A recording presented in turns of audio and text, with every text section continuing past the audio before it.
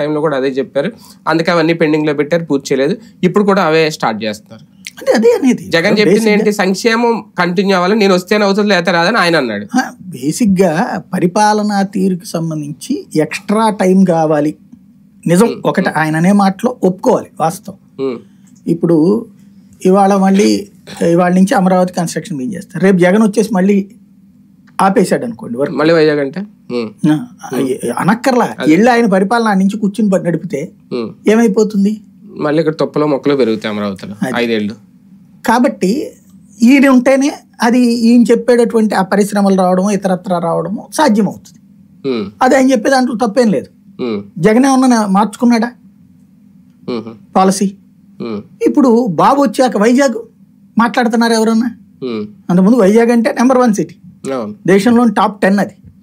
కానీ ఇప్పుడు వైజాగ్ అంటే అదేదో భూతం కిందనే చూపెడుతున్నారు కదా. ఇది ఒక విచిత్రమైనటువంటి పరిస్థితి. రెండవది పోలవరం. ఖచ్చితంగా ఇప్పుడు కన్స్ట్రక్షన్ బిగిన్ అయ్యాక రేపు పొద్దున మళ్ళీ జగన్ వచ్చాక కాంట్రాక్టర్ మారిస్తే, లేదా మళ్ళీ దాంట్లో ఇంకొక రూల్ పెడితే.